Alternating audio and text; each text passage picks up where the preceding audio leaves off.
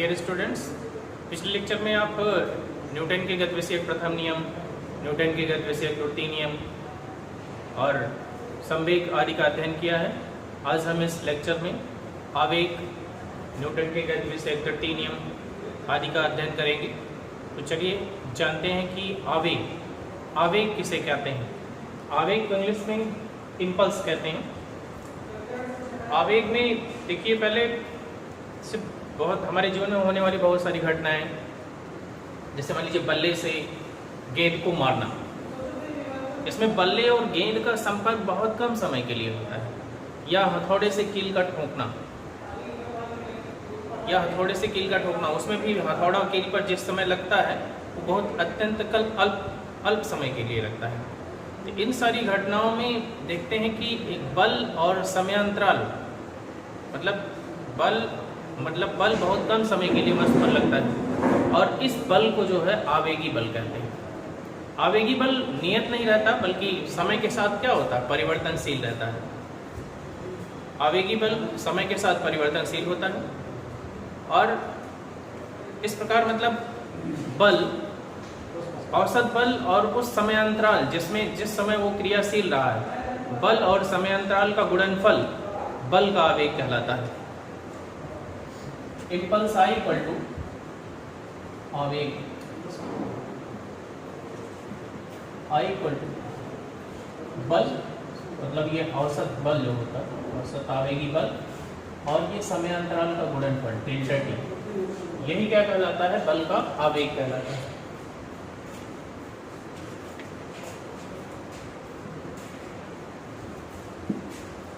इसका मात्रक देखते हैं। इम्पल्स का मात्रक हो जाएगा आपका, बल का मात्रक न्यूटन, और समय का मात्रक हो जाएगा सेकेंड। इसका मात्रक हो जाएगा न्यूटन सेकेंड। यह आवेग जो है ये सदिश राशि, और सदिश राशि है तो इसकी दिशा किसमें होती है, इसकी दिशा बल की दिशा में होती है। सदिश राशि है तो इसकी दिशा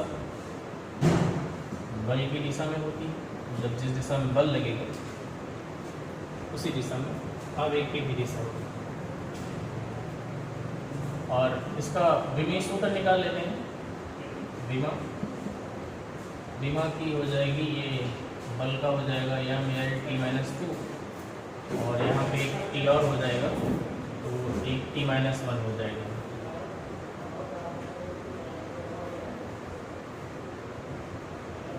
ये इसकी विमा हो गई। अब हम जो है, और ये आवेग के कारण उस वस्तु के संवेग में परिवर्तन होता है। तो हम जान लेते हैं आवेग और संवेग परिवर्तन में, संवेग में संबंध, आवेग तथा संवेग में संबंध।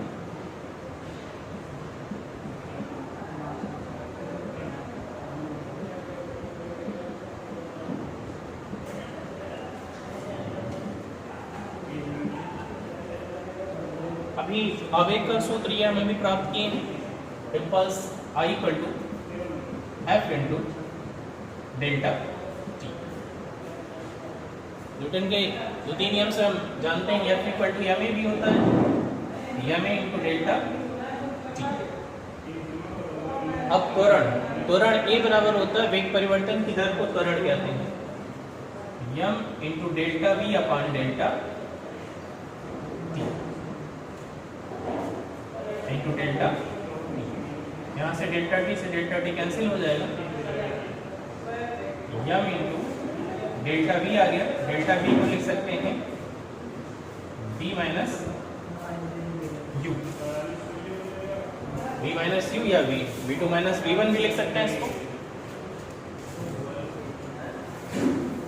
v2 माइनस v1, या इसको लिख सकते हैं m(v2) माइनस m(v1), या इसको हम लिख सकते हैं I इक्वल टू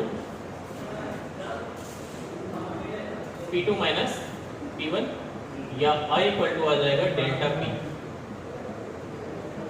यह आ गया I equal to delta P। मतलब ये आवेग बराबर क्या आ गया, संवेग में परिवर्तन, डेल्टा P में संवेग में परिवर्तन। आवेग बराबर हो जाएगा संवेग में परिवर्तन। किसी बल का आवेग जो होता है उस वस्तु के संवेग में परिवर्तन के बराबर होता है। ये फार्मूला आप कहीं भी यूज कर सकते हैं, I = डेल्टा पी, मतलब आवेग = संवेग में परिवर्तन। अब हम कुछ इसके उदाहरण एग्जाम्पल देख लेते हैं।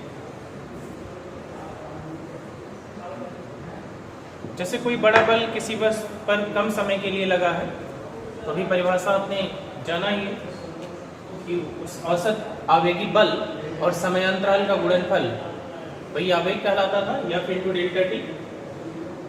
तो जैसे मान लेते हैं कि इसकी दैनिक जीवन में कुछ उदाहरण हम ले लेते हैं। जैसे क्रिकेट का खिलाड़ी जब गेंद को कैच करता है, वह अपनी हाथों को थोड़ा सा पीछे ले जाता है।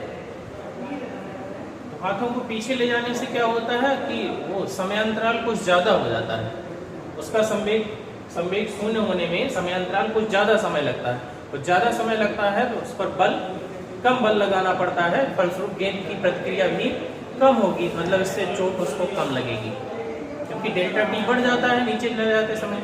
लेकिन अगर वही क्रिकेट का खिलाड़ी गेंद को कैच करते समय डायरेक्ट कैच कर ले, हाथों को पीछे ना ले जाए, हाथों को जब पीछे नहीं ले जाएगा तो संवेग में परिवर्तन एकाएक शून्य होगा, संवेग उसका एकाएक शून्य हो जाएगा, बहुत कम समय लगेगा। तो जब कम समय लगेगा बल क्या होगा, बल अधिक लगेगा। जब बल अधिक लगेगा तो उसको चोट लग सकती है, मतलब ज़्यादा बल, मतलब उसको खिलाड़ी को ज़्यादा चोट लगेगी।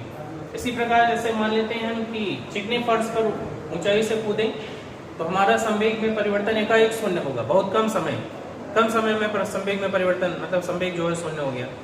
जब कम समय में शून्य हो गया बल अधिक होगा, और जब अधिक बल लगेगा फलस्वरूप तल की प्रतिक्रिया के द्वारा भी उतना ही बल लगेगा, तो हमें चोट ज़्यादा पहुंचेगी। लेकिन अगर वही हम जो है गीली मिट्टी पे कूदें, गीली मिट्टी में कूदने से क्या होगा, गीली मिट्टी में कूदने से समय, मतलब हम धीरे धीरे उस गीली मिट्टी में धंसेंगे, हमारा संवेग में परिवर्तन जो संवेग में परिवर्तन होगा, मतलब संवेग जो शून्य हुआ उसमें ज़्यादा समय लगेगा, और जब ज़्यादा समय लगेगा तो बल क्या होगा, कम लगेगा। जब बल कम लगेगा तो हमको चोट कम लगेगी। ये इसका दूसरा उदाहरण हो सकता है। एक क्रिकेट का खिलाड़ी गेंद को कैच करते समय अपने हाथों को पीछे ले जाता है।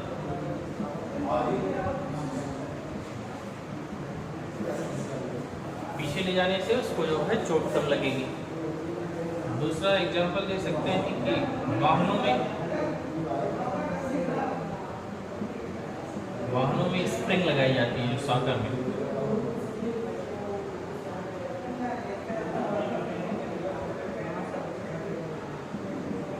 स्प्रिंग लगाने से भी संवेग में परिवर्तन जो होगा ज़्यादा समय में होगा।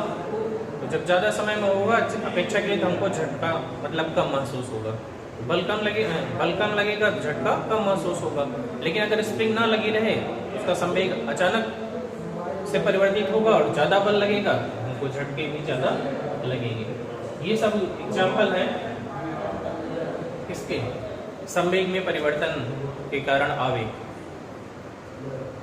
चलिए इसके बाद हम न्यूटन का द्वितीय नियम का अध्ययन करेंगे। न्यूटन का द्वितीय नियम,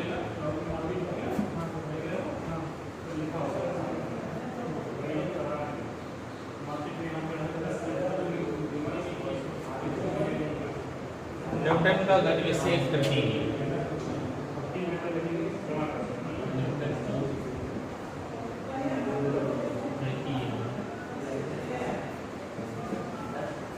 न्यूटन का तृतीय नियम ये क्रिया प्रतिक्रिया नियम है। इसको पहले इसके बारे में चर्चा की गई। क्रिया प्रतिक्रिया नियम है क्या, कि प्रत्येक क्रिया की उसके बराबर परंतु विपरीत दिशा में प्रतिक्रिया होती है। यही क्रिया प्रतिक्रिया का नियम कहलाता है। प्रत्येक क्रिया की उसके बराबर परंतु विपरीत दिशा में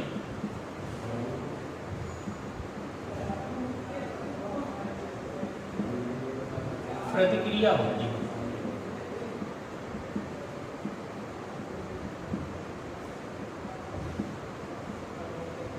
यही जो है क्रिया प्रतिक्रिया का नियम होता है। मतलब एक वस्तु जितना बल दूसरी वस्तु पर लगाती है, दूसरी वस्तु भी विपरीत दिशा में उतना ही बल पहली वस्तु पर लगाती है। इसे क्रिया प्रतिक्रिया का नियम कहते हैं। जैसे इसका कुछ एग्जाम्पल्स हम देख लेते हैं, और ढेर सारे एग्जाम्पल्स हैं इसके। जैसे बंदूक से गोली, जैसे बंदूक से गोली जब आगे निकलती है, बंदूक गोली पर क्या होता है, आगे की तरफ बल लगाती है, वो क्रिया बल हो गया। गोली निकलते समय गोली भी बंदूक पर पीछे की तरफ बल लगाती है, जिसके कारण बंदूक क्या होता है, पीछे की तरफ झटका देती है।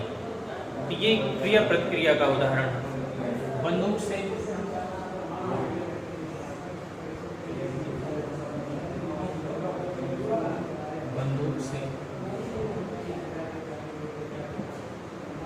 गोली दागते समय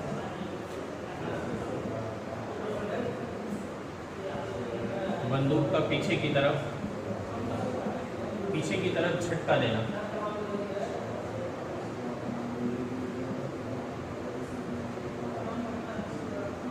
ये क्रिया प्रतिक्रिया का उदाहरण है। जितने वेग से गोली आगे निकलती है, उतने ही वेग से जो है बंदूक को पीछे की तरफ धकेलती है। दूसरा एग्जांपल हम देख सकते हैं, जैसे कुएं से बाल्टी खींचते समय, कुएं से बाल्टी खींचते समय अचानक रस्सी के टूट जाने पर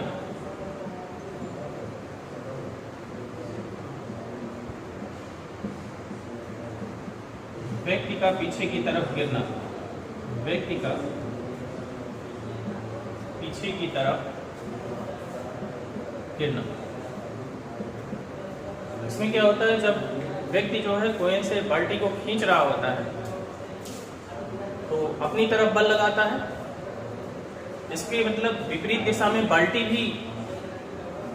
भी जो है प्रतिक्रिया बल लगाती है। मतलब बाल्टी भी व्यक्ति अपनी तरफ एक बल लगाती है, जिसके कारण बैलेंस बना रहता है पानी खींचते समय। लेकिन अगर अचानक से जो है वही रस्सी टूट जाती है बीच में, तो जो बाल्टी जो है विपरीत दिशा में जो प्रतिक्रिया बल लगा रही थी, वो प्रतिक्रिया बल क्या होता है, खत्म हो जाता है, और हम क्या होता है, पीछे की तरफ गिर पड़ते हैं। अचानक से प्रतिक्रिया बल खत्म हुआ और हम पीछे की तरफ क्या होते हैं, गिर पड़ते हैं। तीसरा एग्जाम्पल है नाव से किनारे पर, नदी के किनारे पर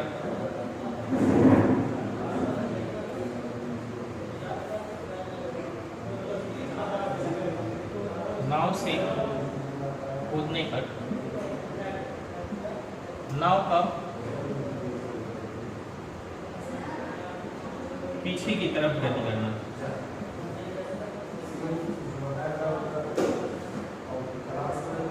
ये भी क्रिया प्रतिक्रिया का।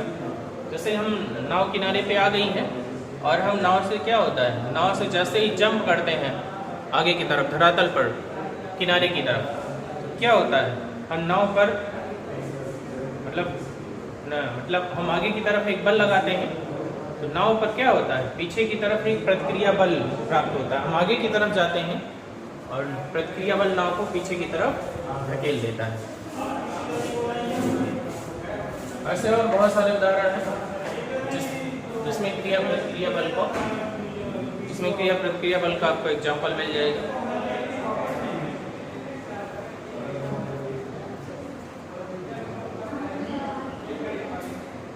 अब हम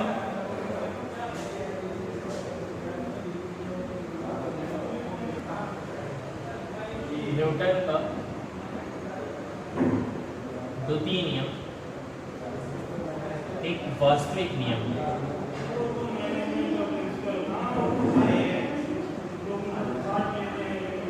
वास्तविक नियम है, मतलब न्यूटन के द्वितीय नियम से प्रथम नियम को और तृतीय नियम को, दोनों को हम प्राप्त कर सकते हैं।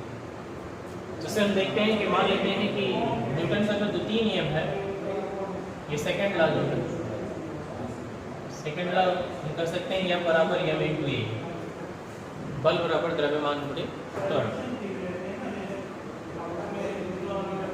जब बाह्य बल ना लगा, जब बाह्य बल क्या है, शून्य है, जब बाह्य बल शून्य है मतलब F इक्वल टू क्या है, 0। जब F इक्वल टू 0 है, m into a equal to 0, m into a equal to 0 होगा, क्योंकि द्रव्यमान तो शून्य नहीं होगा, ये implies that a equal to 0 होगा, त्वरण शून्य होगा। जब त्वरण शून्य है, जब त्वरण शून्य है, तब वस्तु या तो विरामावस्था में होगी, वस्तु या तो विरामावस्था में होगी,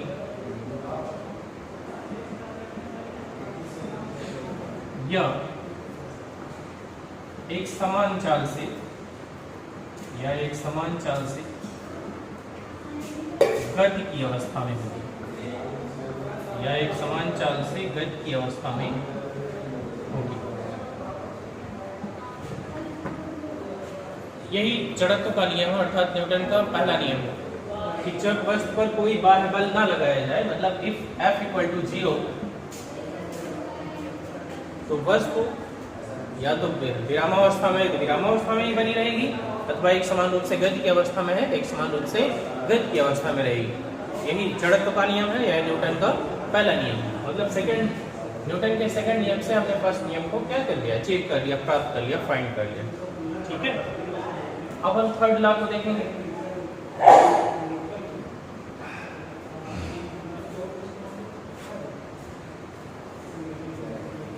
थर्ड लॉ को देखने के लिए मान लेते हैं दो वस्तुएं हैं ए और मान लेते हैं ये दूसरी वस्तु है बी। दो वस्तुएं हैं, ये है ए और बी। वस्तु ए पर वस्तु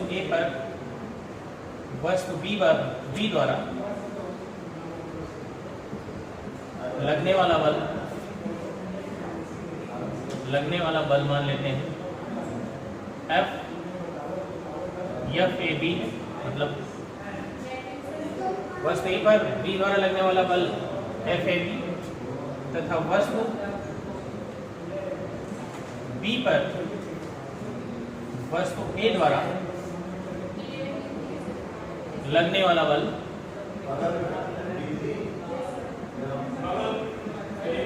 F बी ए।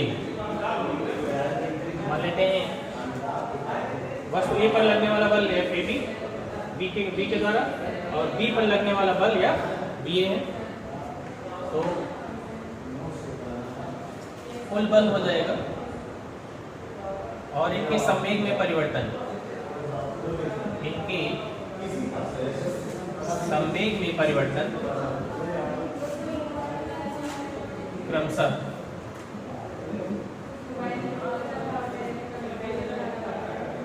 इसको लिख देते हैं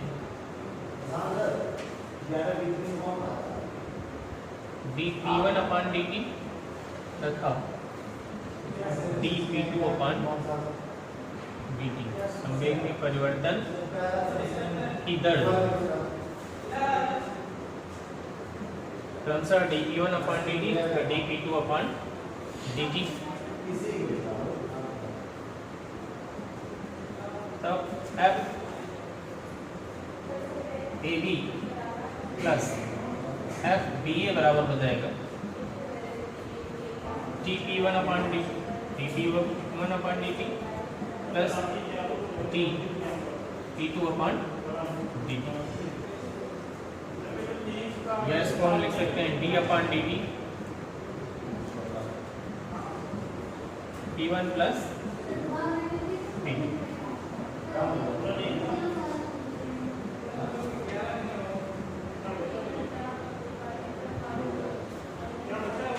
बाह्य बल की अनुपस्थिति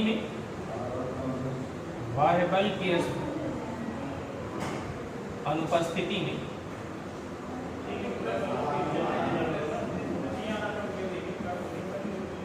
संवेग परिवर्तन की दर क्या होगी, संवेग परिवर्तन की दर 0 होगी।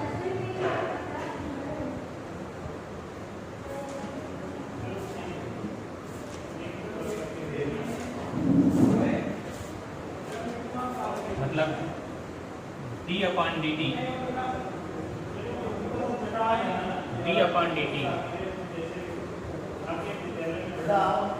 d1 plus d2 equal to 0। तो f ab plus f ba बराबर हो जाएगा 0, या f ab बराबर आपका आ जाएगा माइनस f ba। इसका मतलब बाह्य बल की अनुपस्थिति में एक वस्तु दूसरी वस्तु पर जितना बल लगाती है, दूसरी वस्तु पहली वस्तु पर उतना ही बल विपरीत दिशा में लगाती है। यही जो है क्रिया प्रतिक्रिया का नियम, यही क्रिया प्रतिक्रिया का नियम है।